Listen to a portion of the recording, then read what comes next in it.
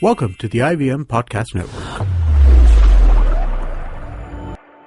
Bollywood Scene Stealers is an IVM production, and if you enjoyed this episode, you can also check out their other awesome shows like Geek Fruit with fellow film and television geeks, Tejas, Jishnu, and Dinkar, as they discuss the world of science fiction and nerd culture.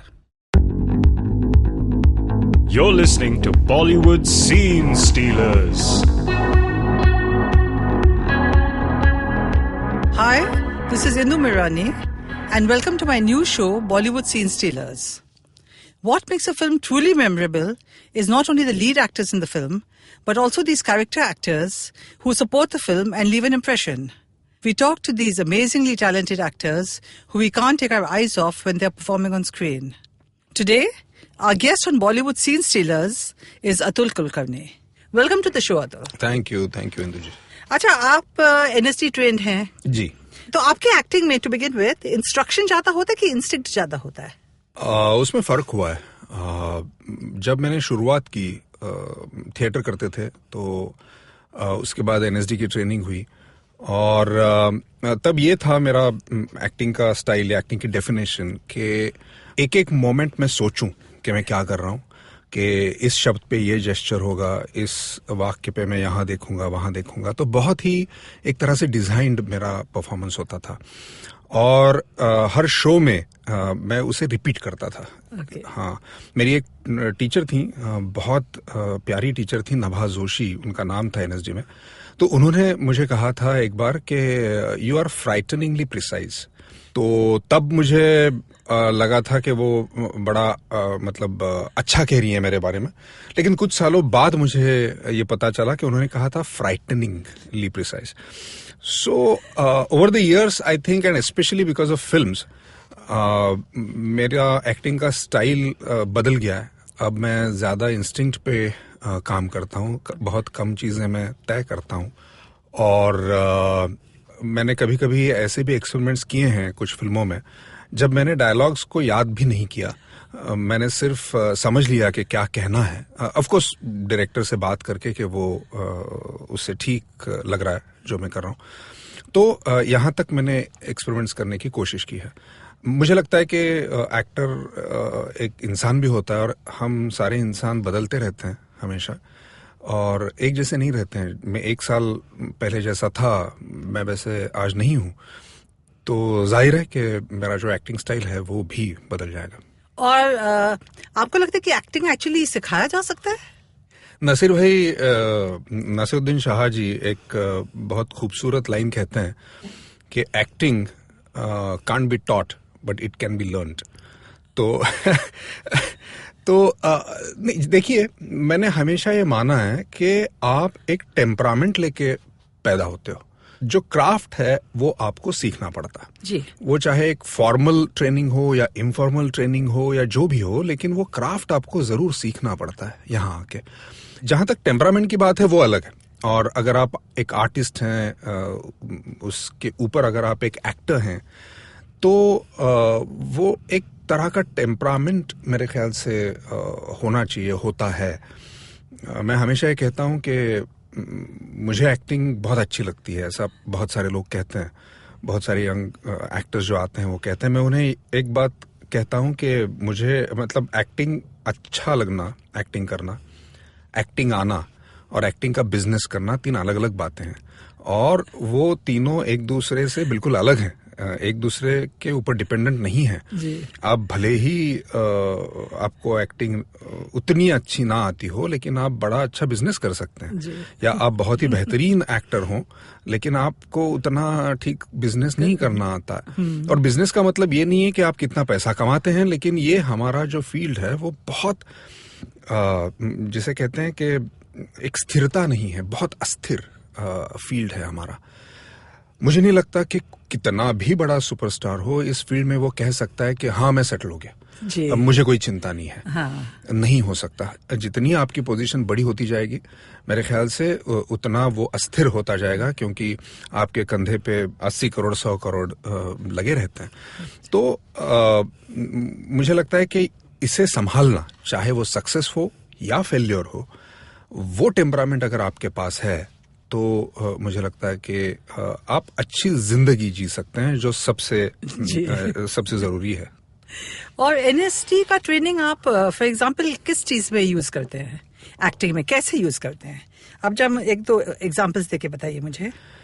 देखिए, मैं एक बात बता दूं कि NSD कोई factory नहीं है जहां एक तरफ से इंसान डाला और दूसरी तरफ से एक्टर आपने बाहर निकाला। वैसा तो होता नहीं है जी। एनएसडी क्या करता है, एनएसडी आपको बहुत सारा, या कोई भी आर्ट के मामले में जो भी इंस्टीट्यूशन है, वो आपको बहुत सारा एक्सपोजर देती है।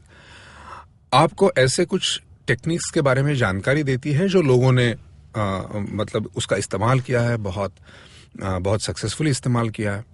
बाकी जो सारी टेक्निकल चीजें हैं होती हैं कि जैसे कि अगर, क्योंकि एनएसडी एक नाटक के बारे में सिखाता है, फिल्मों के बारे में नहीं, लेकिन स्टेज क्राफ्ट के बारे में, लाइट के बारे में, मेकअप के बारे में, ये सारी चीजों की आपको वो जानकारी देता है। और मुझे जो लगा वो ये कि आपको एक डिसिप्लिन की जानकारी हो जाती है कि आपका जो रोल है उसको किस तरह से अप्रोच करें, उसकी सिस्टम क्या होनी चाहिए। तो एक मोटे तौर पे मैं कहूंगा कि आपको जानकारी दी जाती है। हालांकि जैसा मैं हमेशा कहता हूं कि दुनिया में जितने एक्टर्स हैं उतनी एक्टिंग मेथड्स हैं। ऐसा नहीं है कि, मतलब ये बहुत ही लूज तरीके से कहा जाता है मेथड एक्टिंग। जी भैया, मेथड शब्द ही ऐसा है कि हर एक की मेथड अलग होती है। तो जितने एक्टर्स हैं उतनी मेथड्स होंगी। जी। तो एक मोटे मोटे तौर पे मुझे लगता है एनएसडी आपको जानकारी दे देती है, लेकिन उसका इस्तेमाल करना ये बिल्कुल आपके ऊपर है। और आपके 2 नेशनल अवार्ड्स हैं, एक हे राम के लिए जो आपकी फर्स्ट फिल्म थी, और दूसरी चांदनी बार के लिए। जब आपको फर्स्ट नेशनल अवार्ड मिला, वो भी आपकी फर्स्ट फिल्म के लिए, कैसा महसूस हुआ आपको? मुझे पता ही नहीं था कि नेशनल अवार्ड क्या होता है और कितना बड़ा होता है। मुझे बिल्कुल भी पता नहीं था। तब आंसरिंग मशीन्स हुआ करती थी घरों में, और मेरे घर पे भी थी। मैं बाहर था और मैं जब वापस आया और आंसरिंग मशीन ऑन की तो मुझे एक भारी भरकम आवाज सुनाई दी कि this is Kamal Haasan, congratulations Atul साहब कहते हैं वो। अच्छा। आपको नेशनल अवार्ड मिला है। तो मैंने कहा हाँ, अच्छा, मतलब अवार्ड मिला है। सो जब लोगों ने मुझे कॉल करने शुरू कर दिए तब मुझे पता चला कि मुझे एक्चुअली क्या मिला है। तो मैं बड़ा ही मतलब इग्नोरेंट था उसके बारे में, लेकिन बाद में जाके मुझे पता चला कि उसकी अहमियत क्या है। और पहली ही फिल्म के लिए आपको नेशनल अवार्ड मिलना एक अच्छी बात होती है मेरे ख्याल से, जहां तक आपके कॉन्फिडेंस का सवाल है जी। तो वो जरूर हुआ। मुझे लगता है कि एक कॉन्फिडेंस है अपने आप में कि when you are officially recognised, that's what awards do actually. तो बड़ा मतलब अच्छा लगा। बाद में जब मतलब काम करते रहते हैं आप, तो एक कॉन्फिडेंस आ जाता है। उतना जरूर हुआ नेशनल अवार्ड की वजह से। तो जब तक चांदनी बार के लिए मिला तब तक तो आप जान गए होंगे कि नेशनल अवार्ड क्या होता है, उसकी अहमियत क्या है। जी। तो तब कुछ कम एक्साइटमेंट था उसके लिए? नहीं, मुझे एक्चुअली बड़ा सरप्राइज हुआ, क्योंकि लगातार 2 फिल्मों के लिए 2 साल आपको नेशनल अवार्ड मिलना, ये मतलब बहुत बार नहीं होता है जी। तो मुझे लगा कि मैं बड़ा भाग्यशाली हूँ यार कि मुझे फिर से नेशनल अवार्ड मिल गया। तो बस वही लगा था। I felt thankful. और जब रंग दे बसंती के लिए नहीं मिला तो आप डिसअपॉइंट हुए? जी नहीं, देखिए, मैं ये हमेशा समझता हूँ कि जो अवार्ड्स होते हैं वो एक्सेसरीज, कार की एक्सेसरीज होती है ना, वैसे होते हैं। हाँ। वो इंजन नहीं होते, वो गाड़ी नहीं चलाते आपकी। हाँ। लेकिन आपको, जैसे कि मैंने पहले कहा है, कॉन्फिडेंस जरूर देते हैं। मैं आप मतलब जैसे कि रेयर व्यू मिरर है या हॉर्न है, तो हाँ। आप जब देखते हैं तो आपको एक गाड़ी चलाते हुए कॉन्फिडेंस आता है जी। लेकिन इसका मतलब ये नहीं कि रेयर व्यू मिरर या हॉर्न गाड़ी चलाते हैं, नहीं, वो इंजन अलग होता है। हाँ। तो जब आपको कोई भी अवार्ड मिलता है तो मेरे ख्याल से वो आपको एक अच्छी सी फीलिंग देता है, कॉन्फिडेंस देता है, एक रिकॉग्निशन देता है, ऑफिशियल रिकॉग्निशन। लेकिन जो काम आप कर रहे हैं वो तो आपको करना ही है, और उसी तरह से मन लगा के, दिल लगा के करना। तो कभी आपको अवार्ड मिल जाएगा, कभी नहीं मिलेगा। अच्छा। एंड आप अपने स्क्रिप्ट्स कैसे पिक करते हैं, कौन से स्क्रिप्ट में, किसी भी लैंग्वेज में हो, आपके टच पॉइंट्स क्या हैं कि ये होना चाहिए, ऐसे होना चाहिए, ऐसे बनना चाहिए, व्हाट एग्जैक्टली आप कैसे चूज करते हैं स्क्रिप्ट्स को? मैं हमेशा ये कोशिश करता हूं कि जब भी मैं स्क्रिप्ट सुनूं एक ऑडियंस की हैसियत से सुनूं, क्योंकि हम सब लोग जो हैं वो सिनेमा हॉल में एक कहानी सुनने जाते हैं। बड़ा सिंपल सा मामला है कि मैं कहानी सुनने जा रहा हूं। जैसे बचपन में हम कहानियां सुनते थे, अब फॉर्मेट बदल गया, हम जाके थिएटर में बैठ के कहानी सुनते हैं। अगर मुझे कहानी अच्छी लगी तो मैं उसे सराहता हूं, मैं लोगों को बताता हूं कि ये कहानी जरूर जाके आप देखिएगा। अगर मुझे नहीं अच्छी लगी तो मैं या तो उठ के चला आता हूं या फिर मतलब थोड़ी सी गालियां देके वापस चला जाता हूं। तो मुझे लगता है कि कहानी जो है वो सबसे ज्यादा अहमियत रखती है मेरे लिए, या मुझे लगता है हर एक्टर के लिए वैसा ही होता है। और फिर जो स्टोरी टेलर है, जो डायरेक्टर है, वो फिल्मों में बड़ा महत्वपूर्ण एक चीज होती है, क्योंकि आप किस तरह से कहानी कह रहे हैं, ये कहानी जितनी इम्पोर्टेंट है उतनी ही ये भी चीज इम्पोर्टेंट है। तो इसलिए उस डायरेक्टर के साथ बातचीत करना, उसे उस कहानी के बारे में क्या लग रहा है, मेरे रोल के बारे में या बाकी सारी चीजों की, उसका पॉइंट ऑफ व्यू क्या है, ये भी मेरे लिए बहुत अहमियत रखता है। और देन बाकी प्रोड्यूसर्स, क्योंकि आजकल फिल्म बनाना तो आसान है लेकिन फिल्म को रिलीज करना बड़ा मुश्किल है जी। तो किस तरह से लोग इसके पीछे हैं जो आखिर तक, रिलीज तक इसको ले जाएंगे वगैरह वगैरह, कॉम्बिनेशन होता है बाद में। लेकिन मुझे लगता है शुरुआत तो कहानी से होती है जी। और अगर कोई फिल्म नहीं चले या किसी वजह से रिलीज नहीं हो तो आपको कैसे लगता है, क्योंकि आपने इतना हार्ड वर्क किया है और फिर उसका कुछ भी नहीं हुआ, कैसे महसूस होता है? फिल्म का रिलीज ना होना मुझे उसका अनुभव नहीं है। सौभाग्यवश वो नहीं हुआ है मेरे साथ अभी तक तो। लेकिन फिल्म का ना चलना, देखिए मैं थोड़ी देर पहले जो कह रहा था कि ये पूरा फील्ड मतलब बड़ा ही अनसर्टन फील्ड है। मैं हमेशा कहता हूं कि films are made on assumptions and hope that the assumptions are correct. इतनी लंबी बात है, मतलब एक तो आपको ये आप एज्यूम करें कि ये लोगों को पसंद आए, और ये फिर आपका जो एजम्पशन है आप उसे मतलब होप करते रहें कि वो आपका जो एजम्पशन है वो करेक्ट हो। तो ये मतलब बड़े संजोग की बात है कि एक फिल्म शुरू हो जाए, वो अच्छी तरह से शूट हो जाए, वो रिलीज हो जाए और वो हिट हो जाए। ये तो मतलब बहुत बड़ा संजोग है। और जैसा कि हम सब लोग जानते हैं, जो एक परसेंटेज हर साल आता है कि कितनी परसेंट फिल्में सक्सेसफुल रही उस साल में, उससे तो सालों साल हमको ये पता चल रहा है कि बहुत ही कम ऐसे मौके आते हैं कि जब इतनी सारी चीजें मतलब आप काम कर जाएं। जी। आपकी एक फिल्म थी नटरंग जी, जिसमें आपने एक ये यंग लड़का जो पैंसी जैसे होता है अपने ड्रामा कंपनी को सेव करने के लिए ही बिकम्स, वो प्रोसेस क्या था आपके साथ? अभी आप तो एकदम हट्टे कट्टे आदमी लगते हैं, तो आपने वो प्रोसेस कैसे किया वो रोल में जाने के लिए? नटरंग मेरी मराठी फिल्म थी और मुझे लगता है कि एक बड़ी स्पेशल फिल्म थी मैं कहूँगा, और उसे रिलीज हुए मेरे ख्याल से 6-7 साल हो गए, लेकिन आज तक एक भी दिन ऐसा नहीं जाता मुझे कम से कम एक ईमेल या फेसबुक पे कोई कमेंट या कुछ भी एक उस जिक्र ना हो नटरंग का। मुझे लगता है कि उसकी कहानी बड़ी स्पेशल थी कि एक पहलवान गांव में होता है जिसको तमाशा, जो एक मराठी फोक फॉर्म है, उसका बड़ा शौक होता है कि अपनी तमाशा ट्रूप हो, और जब वो एक्चुअल अपने दोस्तों को इकट्ठा करके अपना तमाशा ट्रूप खोलता है तो लड़की चाहिए होती है, that's the most essential part. तो कोई मिलती नहीं है। जो लड़की मिलती है वो कहती है कि इसमें नाचा, एक स्टॉक कैरेक्टर हुआ करता था, नाचा जो एक पैंजी कैरेक्टर हुआ करता था, माउशी भी कहते हैं उसे, कि इट्स अ मेल बट वो एक एफिमिनेट मेल है, तो एक स्टॉक कैरेक्टर हुआ करता था। तो वो लड़की कंडीशन डालती है कि अगर मैं जरूर आऊंगी लावणी करने, जो एक बहुत ही फेमस फोक डांस हाँ, मतलब फोक डांस तो नहीं कह सकते, लेकिन जो भी मतलब हाँ एक ट्रेडिशनल डांस कह सकते हैं मराठी लैंड का। तो वो मैं जरूर करूंगी, लेकिन ये मावशी चाहिए, पैंजी चाहिए, जी। तो फिर कोई तैयार नहीं होता गांव में, हर एक को डर रहता है कि लोग क्या कहेंगे। तो आखिर ये जो गुणा है, जो पहलवान है, वो कहता है कि चलो मैं ही बन जाता हूँ। हालांकि उसे राजा बनना होता है उस नाटक में, लेकिन वो तो कहता है कि चलो मैं बन जाता हूँ, क्योंकि तमाशा मुझे ज्यादा इम्पोर्टेंट है, ये ट्रूप मुझे ज्यादा इम्पोर्टेंट है। हाँ। ये तो ऊपरी कहानी है कि आफ्टर ही बिकम्स पैंजी लोग किस तरह से उसे पेश आते हैं, जी।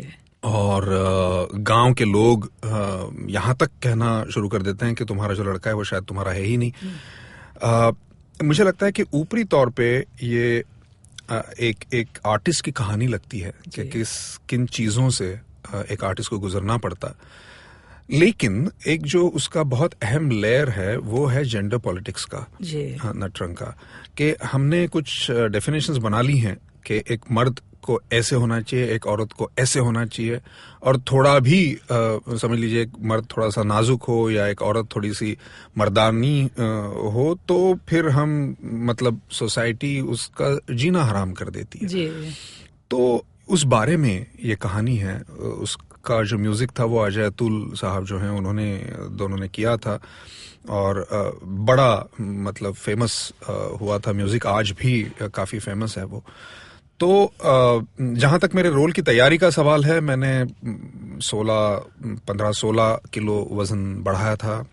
फर्स्ट हाफ हमने शूट किया जहां पे मैं पहलवान था जी। उसके बाद 2 महीने हमने गैप ली, और मैंने तकरीबन 17-18 किलो वजन कम कर दिया 42 दिनों में, और फिर हमने जो दूसरा हाफ है उसे शूट किया। हाँ।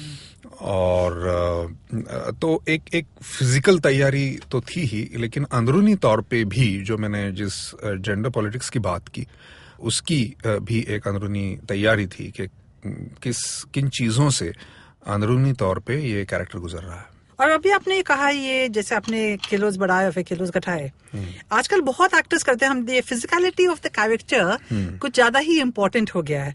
तो मैं आपसे मुझे how important is it to get the character across, ये फिजिकलिटी कंप्लीटली चेंज करना कितना इम्पोर्टेंट है बेसिकली फिल्म्स में, यू थिंक? मुझे लगता है कि आपका जो किरदार है वो बता देता है आपको। अगर आप उस तरह से स्क्रिप्ट पढ़ते हैं तो वो आपका किरदार बता देता है कि वो कैसे दिख रहा है स्क्रिप्ट में, कैसे है वो। हाँ। और आप ये कोशिश करते हैं कि आप उसके ज्यादा से ज्यादा नजदीक जाएं। जी। देखिए, सिनेमा का जो आर्ट है वो बहुत ही मॉडर्न आर्ट है, वो डेवलप हो रहा है। मतलब इस चीज को बहुत ज्यादा साल नहीं हुए हैं जब मुंबई में पहली फिल्म दिखाई गई थी लुमियर ब्रदर्स ने, जो एक बहुत ही सिंपल सी फिल्म थी कि प्लेटफॉर्म पे कैमरा रखा था और ट्रेन आ रही थी कैमरा की तरफ। जब पहली बार ये टाउन में, बॉम्बे में फिल्म दिखाई गई थी तो लोग थिएटर से भाग गए थे कि ये ट्रेन कहीं मतलब मैं कुचल जाऊंगा इसके नीचे। ये हमारी नॉलेज थी उस आर्ट के बारे में। अब जाके आप देखिएगा कि टेलीविजन पे हर रोज कम से कम आपको 150 फिल्मों का एक चॉइस है। आज हर एक के हाथ में कैमरा है, हर एक के हाथ में कैमरा है। तो ऐसा माध्यम जिसे हम हमारी रोजी रोटी कमाते हैं, जिससे हम वो माध्यम हर एक के हाथ में है। कहने का मतलब ये है कि इस फील्ड के बारे में जानकारी लोगों को बहुत हो गई है। हाँ। तो लोगों की अपेक्षाएं जो हैं वो नेचुरली बढ़ रही हैं।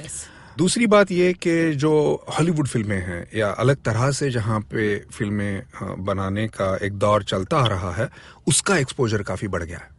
ऑडियंस का वो देखते हैं, हालांकि वो बैठ के घर में पूरी की पूरी हॉलीवुड फिल्म ना देखें।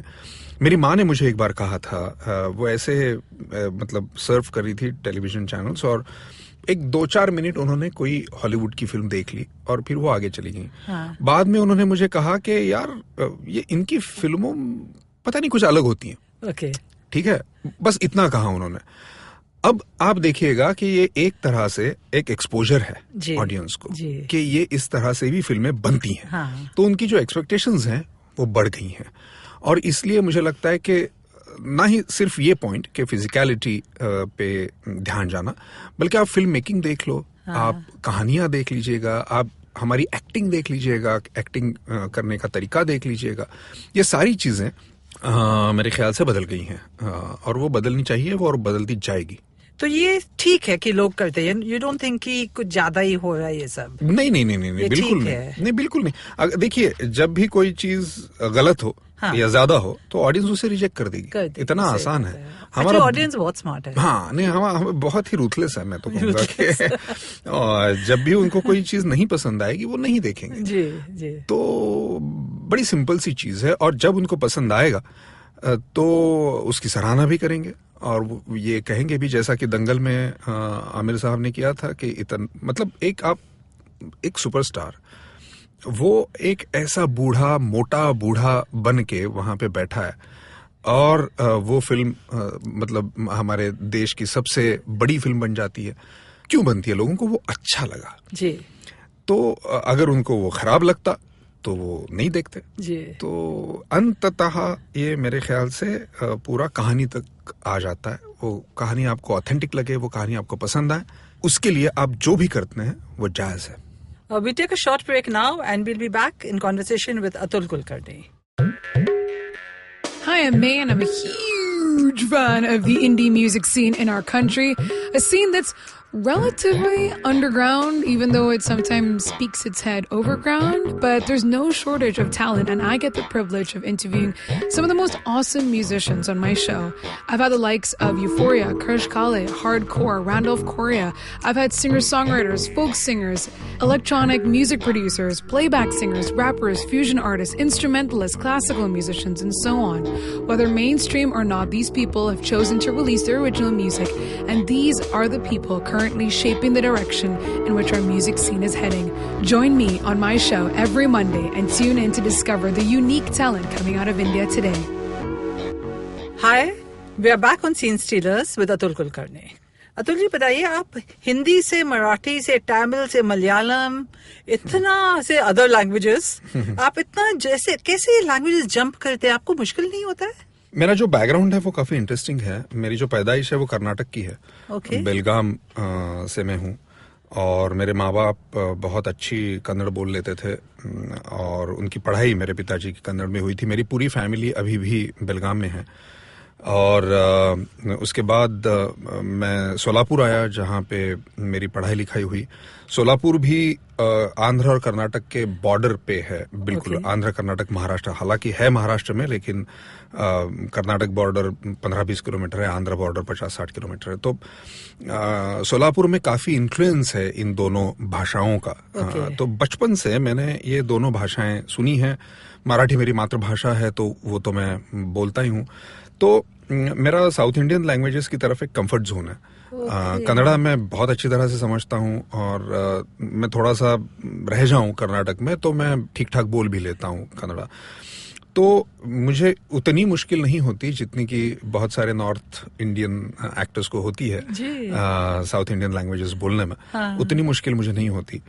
दूसरी बात यह है कि मेरी जो पहली फिल्म थी हेराम, वो हमने 2 भाषाओं में शूट की थी। मतलब एक शॉट हिंदी में करते थे, एक शॉट तमिल में करते थे, और बाद में तेलुगु में मैंने खुद, और वो सिंग साउंड थी। तो तमिल मैंने जो बोली है उसमें वो सिंग साउंड, एक्चुअल सीन करते हुए बोली है मैंने।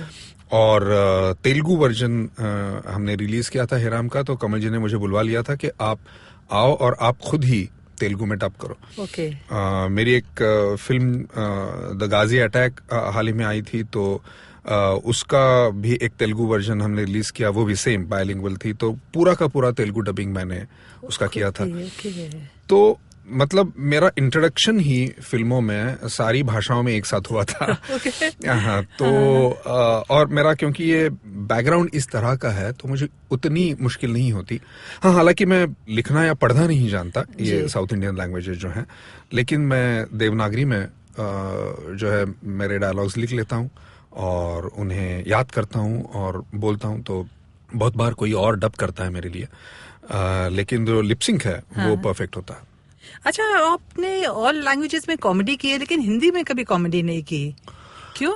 हिंदी में मैंने एक फिल्म की थी जिसका नाम था 4084, जिसमें के मेनन, नसीर भाई थे, नसीरुद्दीन शाह, मैं, रवि किशन, हम लोग थे। आउट एंड आउट कॉमेडी थी, लेकिन वो चली नहीं फिल्म। तो मुझे लगता है कि हमारे यहाँ मतलब सिर्फ करना काफी नहीं होता, वो लोगों ने देखना और सराहना भी जरूरी होता है। तो अगर 40-84 चल जाती तो शायद मैं और कॉमेडीज कर लेता, लेकिन वो फिल्म चली नहीं, तो सीरियस रोल्स ही अभी तक किए हैं। और मैंने आपको रिसेंटली एक शॉर्ट फिल्म आजाद में देखा, जो शो से शुरुआत का वन पार्ट था ना। वो तो शॉर्ट फिल्म था, लेकिन आपका बहुत इंपॉर्टेंट रोल था। अभी जब आप शॉर्ट फिल्म करते हैं तो आपको अपना कैरेक्टर एस्टैब्लिश करने के लिए कम सीन्स मिलते हैं, तो उसमें ज्यादा मुश्किल होता है या कम चीजें करनी होती हैं तो ज्यादा आसान होता है? कैसे होता है जब you're doing a short film? Comparatively मैं कहूंगा कि मुश्किल होता है सारे लोगों के लिए, अगर आप कंपेयर करें तो फीचर फिल्म से जी। तो चाहे वो डायरेक्टर हो, चाहे राइटर हो, चाहे एक्टर्स हो, तो उनके लिए वो एक तरह से मुश्किल होता है, क्योंकि आपको आपकी जो पूरी चीज है वो कहनी है 15 से 20 मिनट में।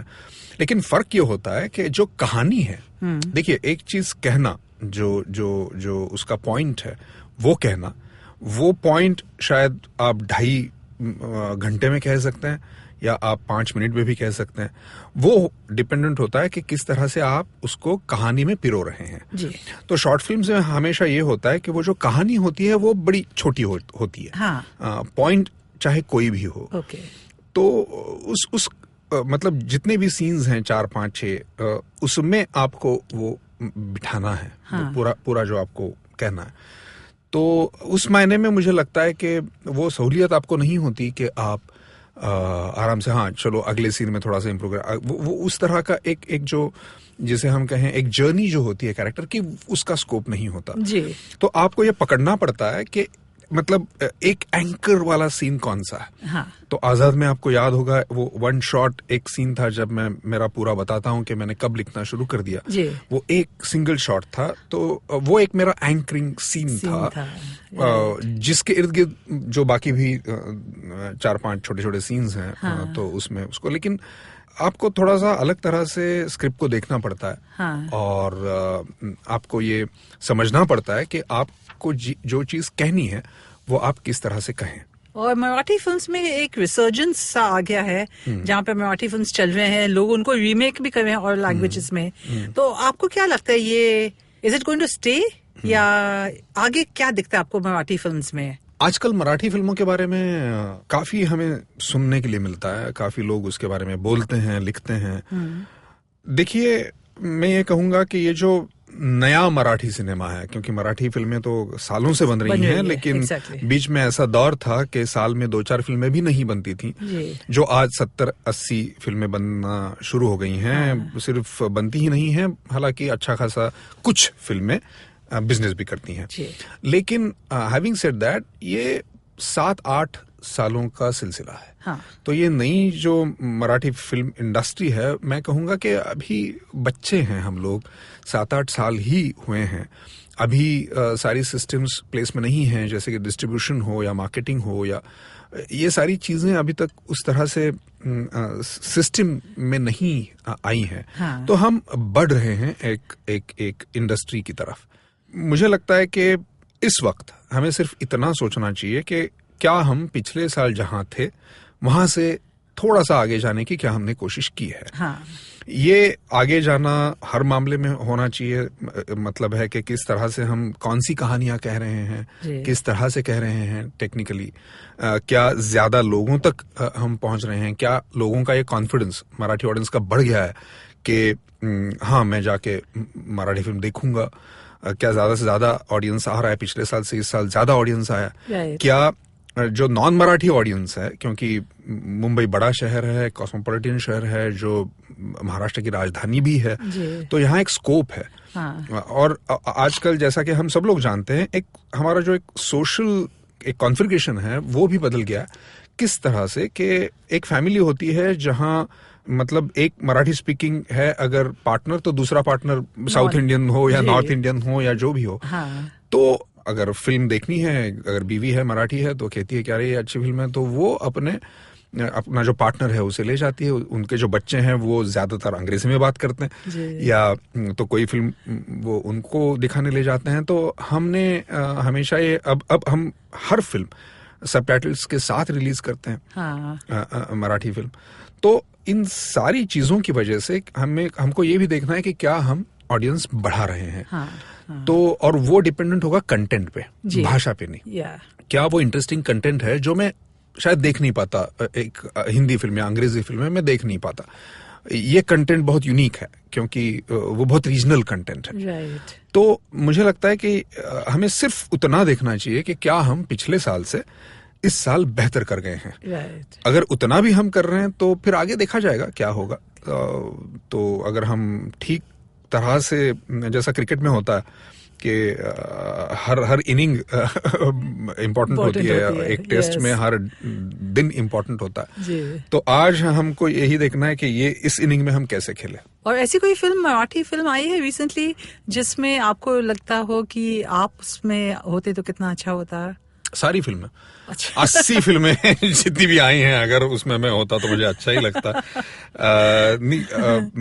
मजाक एक तरफ, लेकिन बहुत सारी फिल्में होती हैं और कोई भी, मतलब हिंदी मराठी, क्योंकि देखिए एक्टर्स बड़े स्वार्थी होते हैं, एक्टर्स बड़े सेल्फिश होते हैं। उन्हें लगता है कि दुनिया में बस एक एक्टर हो और बस वही फिल्में करता रहे। तो वो नहीं हो सकता, वो कैसे फिल्म करता रहेगा एक ही आदमी। तो मुझे लगता है कि वो हर एक्टर को ये लगता है। और आपके सिनेमा इन्फ्लुएंसेस कौन रहे हैं? Directors, actors? वो बदलते रहे हैं हमेशा। और जैसा कि मैं कह रहा था कुछ देर पहले कि हम बदल जाते हैं इंसान के तौर पे। तो जो चीज आपको तब अच्छी लगी थी शायद आपको अभी अच्छी नहीं लगती, लेकिन जो तब आपको अच्छी लगी थी उसने कुछ ना कुछ आप पे संस्कार किए हैं, कुछ ना कुछ आपको अफेक्ट किया है उसने, कुछ ना कुछ सीखा है आपने। तो वो बदलते रहे हैं। मुझे याद है कि मैं स्कूल में था जब मंडी फिल्म आई थी श्याम बाबू की, और मैं सोलापुर में था तब, पढ़ाई कर रहा था, तो मैं देखने गया था और मुझे बहुत अच्छी लगी थी। और मैं सारे घर वालों को लेके चला गया था और कुछ हमारे मेहमान भी आए थे दूसरे गांव से।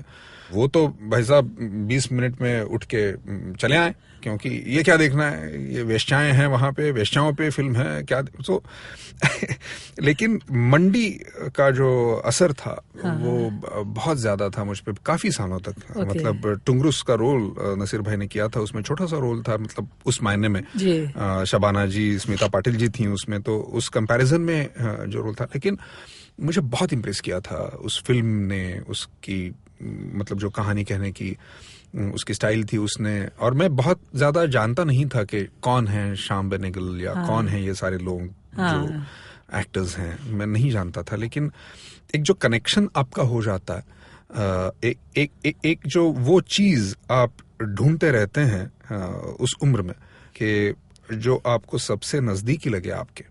फिर मंडी नहीं, उसके पहले मतलब जब मैं बहुत ही छोटा था मैंने हाथी मेरे साथी देखी थी, जो आज तक मुझे याद है। तो अब मैं आज अगर हाथी मेरे साथी देखूंगा तो शायद मैं देख नहीं पाऊंगा 10-15 मिनट के ऊपर। लेकिन मुझे लगता है कि तब उस फिल्म ने बहुत ज्यादा इम्पैक्ट किया था, बहुत इमोशनल किया था मुझे। और अमित जी की फिल्में उसके बाद आई, तो ये बदलता रहा है सिलसिला। लेकिन आप अगर हमें बता सकते हैं 5 फिल्म्स जो हर एक्टर, जो आजकल के स्ट्रगलिंग एक्टर्स हैं, उनको देखना ही चाहिए क्योंकि उनको कुछ सीखने को ही मिलेगा उससे। नहीं, मैं तो कहता हूं कि सारी फिल्में देखनी चाहिए। देखिए, मुझे खराब नाटकों ने या खराब फिल्मों ने, या जो उतने अच्छे डायरेक्टर्स नहीं हैं, उतने बहुत कंफर्टेबल कोस्टार्स नहीं हैं, ऐसे सिचुएशंस ने मुझे जितना सिखाया है उतना मुझे मतलब जो मंझे हुए कलाकार हैं या मंझे हुए डायरेक्टर्स हैं या बहुत अच्छी फिल्में, उससे भी ज्यादा मुझे इन चीजों ने सिखाया है। तो जहां तक देखने का सवाल है, मुझे लगता है कि ऐसा बिल्कुल नहीं करना चाहिए कि मैं ये देखूं या ना देखूं, हर चीज देखनी चाहिए। जो लोग कहते हैं कि अरे ये बड़ी गड़बड़ हो गई ये फिल्म, बहुत एक्सपेक्टेशंस थी, बहुत ही अपेक्षाएं थी, लेकिन ये नहीं चली, नहीं ठीक, वो तो फिल्म जाके जरूर देखनी चाहिए अगर आप उस फील्ड में हैं, कि क्या हुआ, कि कहाँ पे गड़बड़ हो गई, कि क्या मतलब, क्योंकि फिल्म एक ऐसी चीज है कि सब होने के बाद ही आपको पता चलता है क्योंकि थर्सडे नाइट तक तो हर फिल्म हिट रहती है, तो वो तो फ्राइडे दोपहर को पता चल जाता है आपको 12 घंटों के बाद कि क्या हुआ। तो लेकिन मुझे लगता है कि अगर आप इस फील्ड में हैं तो आपको ज्यादा से ज्यादा फिल्मों को देखना चाहिए और समझ लेना चाहिए। और कभी ऐसा होता है कि कोई डायरेक्टर आपको बोले कि अरे अतुल जी, आप तो इतने एक्सपर्ट हैं, आप कर लो, आपको आ जाएगा, मतलब without giving you too many instructions, तो आप एक वो कैसे करते हैं? और आप वो सोचते हैं कि कॉम्प्लीमेंट है कि कोई ऐसे बोले आपको? जहां तक मेरा मानना है, अगर कोई डायरेक्टर आपको ऐसा कहता भी है तो वो he doesn't mean that वो ये कह रहा होता है आपको कि आप कर तो लीजिए, मैं देखता हूँ कि ये सही है गलत है। अगर आपने बहुत ज्यादा गड़बड़ कर दी, आप बहुत ही कैरेक्टर या कहानी से कहीं भटक गए, तो मैं हूँ, आपको कह दूंगा कि ये आप मत कीजिएगा। हर एक का काम करने का तरीका होता है, और मैं समझता हूँ कि डायरेक्टर ज्यादा से ज्यादा तौर पे वो जानते हैं कि उन्हें क्या चाहिए, और वो ये भी, क्योंकि देखिए, मतलब जो क्राफ्ट है या जो आर्ट है, वो सारी चीजें जब तक आपका शूटिंग शुरू नहीं होता तब तक है। मैं मानता हूँ ये बहुत, कि जो निर्देशक होता है, जब एक बार शूटिंग शुरू हो गई तो वो ही becomes a manager in a very good sense, के मतलब एक साइकोलॉजिस्ट हो जाता है कि किस हर तरह के एक्टर्स होते हैं, हर तरह का क्रू होता है। आपका कैमरामैन कोई अलग मूड में होता है, तो आपको सारे लोगों को एक साथ लाके आपको वो शॉट लेना। तो क्रिएटिविटी से भी ज्यादा, वो क्रिएटिविटी तो आपकी पहली होली, वो आपने सब सोच लिया कि कैसे क्या चाहिए, लेकिन जब आप एग्जीक्यूट कर रहे हैं तो आपको इन सब लोगों की मदद चाहिए। ये सब लोग सिंक में होने चाहिए, वो आपके ऑर्डर के मुताबिक चलने चाहिए। अगर कोई एक्सीडेंट हो गया, अगर कोई चीज ठीक से नहीं आ रही है, तो उसे कैसा करना है, तो ये कंप्लीटली एक साइकोलॉजिकल थ्रिलर हैंडल कर रहा होता है डायरेक्टर सेट पे।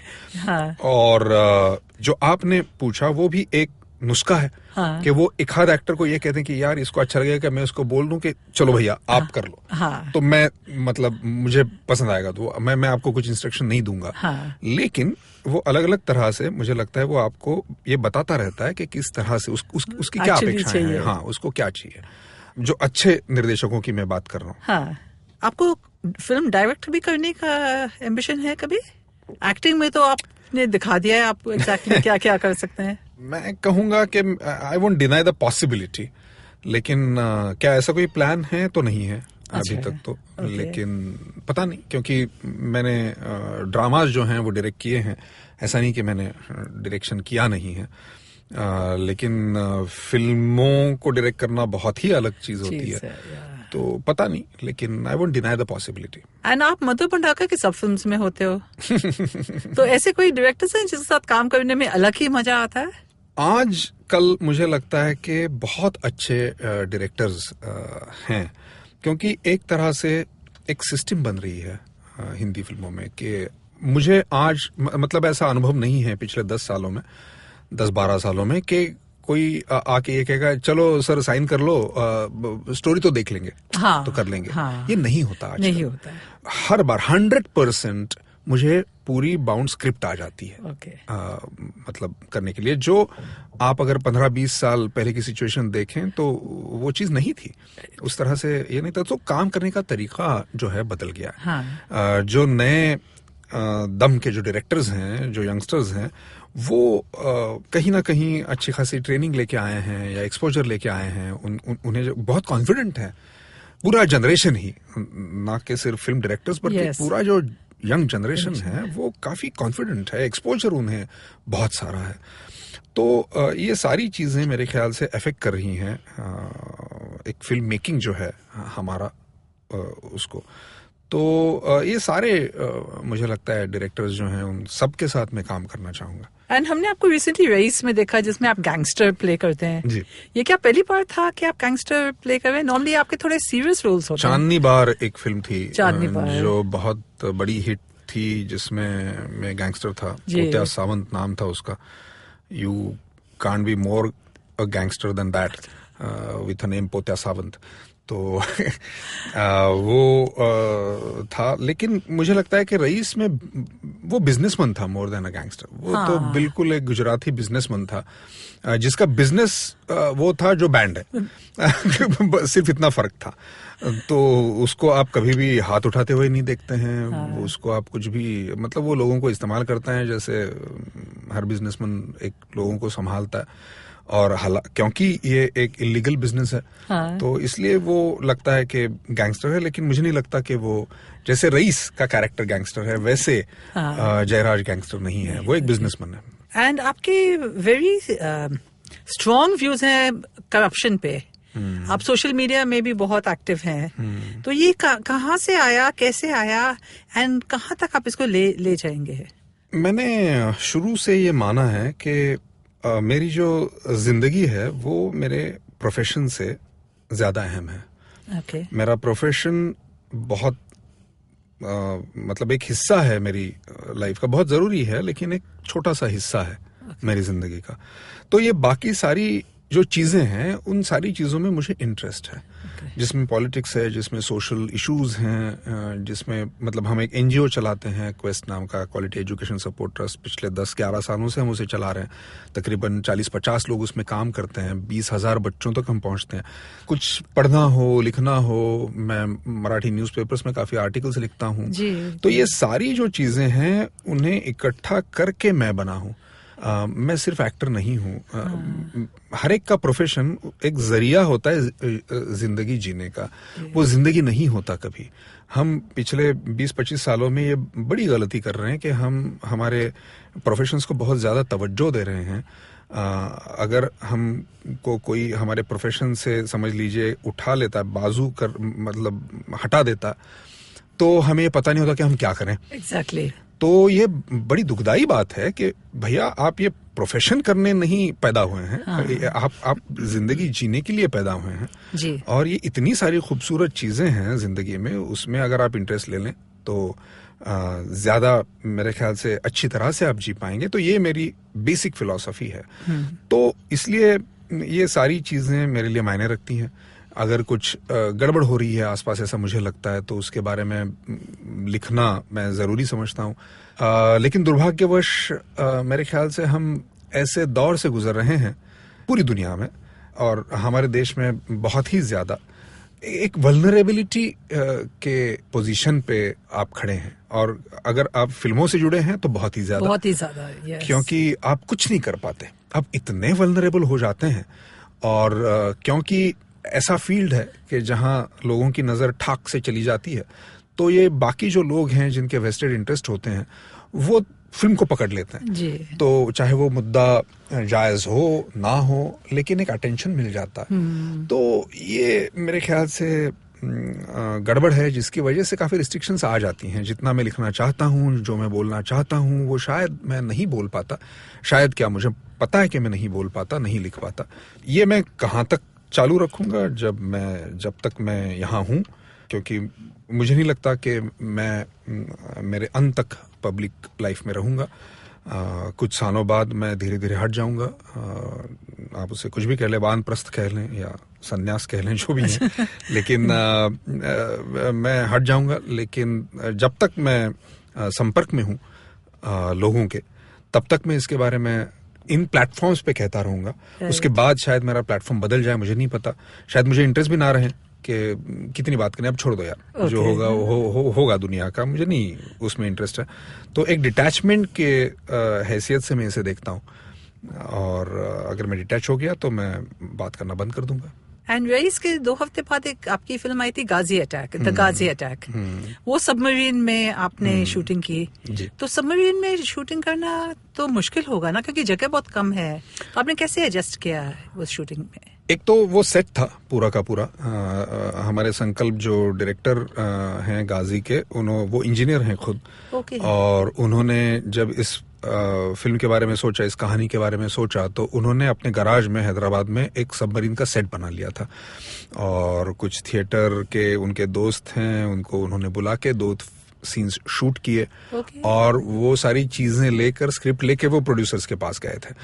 तो इतना वो सबमरीन के बारे में जानते हैं कि मैं तो ये समझता हूँ कि अगर उनको असली सबमरीन में छोड़ा जाए तो वो जरूर दुनिया घूम के आएंगे समंदर के नीचे। तो लेकिन हाँ, बड़ा चैलेंजिंग था कि एक छोटी सी जगह जहाँ पे कैमरा मूवमेंट के लिए जगह नहीं है, लाइट्स के लिए जगह नहीं है, कोरियोग्राफी वगैरह के लिए बहुत ही कम जगह, 80-85% फिल्म हमारी सबमरीन के अंदर थी। लेकिन मुझे लगता है कि इन सारी रिस्ट्रिक्शंस के बावजूद जो ड्रामा हम क्रिएट कर पाए because of the script and because of all the technical things, music, editing, camera, acting, ये सारी चीजें, डायरेक्शन, तो इसीलिए मुझे लगता है कि जो कामयाबी मिली द गाजी अटैक को, वो इसी वजह से मिली क्योंकि ये जो कहानी थी, जो सत्य घटनाओं पर आधारित ये जो फिल्म थी, वो लोगों को पसंद आई क्योंकि उसमें जो एक रियलिज्म था कि हम एक्चुअली सबमरीन में हैं, ये जो फीलिंग ऑडियंस को आई, मुझे लगता है कि वो वजह थी उसके पीछे। और एक लास्ट क्वेश्चन इज, वो कौन सा रोल है जिसके लिए आप बेचैनी से इंतजार कर रहे हैं? मैं बेचैन आदमी नहीं हूँ। अच्छा। मैं बड़ा ही रिलैक्स्ड आदमी हूँ, मैं एम्बिशियस आदमी नहीं हूँ। जैसा कि मैंने पहले कहा कि ऐसा कोई प्लान बहुत ज्यादा करके मैं नहीं निकला था। मैं एक्टिंग करने निकला था सोलापुर से, और मैं आज तक एक्टिंग कर रहा हूँ। मेरे लिए उतना काफी है, बहुत है। और क्योंकि ये भी बहुत लोगों के नसीब नहीं होता कि वो लगातार 15 साल फिल्में करते रहें और अच्छे खासे रोल्स करते रहें और 15 सालों के बाद भी कोई उसका इंटरव्यू करे एज एन एक्टर। तो मेरे ख्याल से उतना काफी है मेरे लिए। और वैसे तो मतलब जैसा कि मैंने पहले भी कहा था कि जो भी रोल हो, जो भी अच्छा रोल हो, वो पहले मुझे पूछा जाए, ये तो मेरी एम्बिशन हमेशा रहती है। इतनी तो हर एक्टर की एम्बिशन रहती है। Thank you so much, Atul ji. Thank you. Thanks so much, Indu ji. Thanks. If you missed the first episode of Bollywood Scene Stealers, I was in conversation with the man behind characters like Calendar and Pappu Pager, none other than Satish Kaushik. You can find it on iTunes, Audio Boom, the IVM podcast app, or any other podcasting apps you choose. Next week, I'll be chatting to Tanisha Chatterjee, famous in movies like Un-Indian, Brick Lane, and Gulab Gang. So don't forget to come back for another episode of Bollywood Scene Stealers.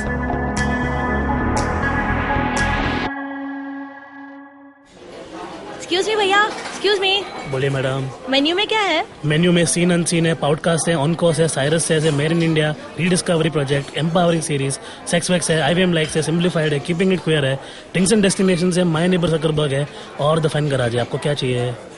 एक बार repeat कर देंगे क्या? Repeat नहीं करता हम। आप जाओ IVMpodcast.com पे और सुनो ये सब, या फिर डाउनलोड करो उनका ऐप, सब आपकी उंगलियों पे।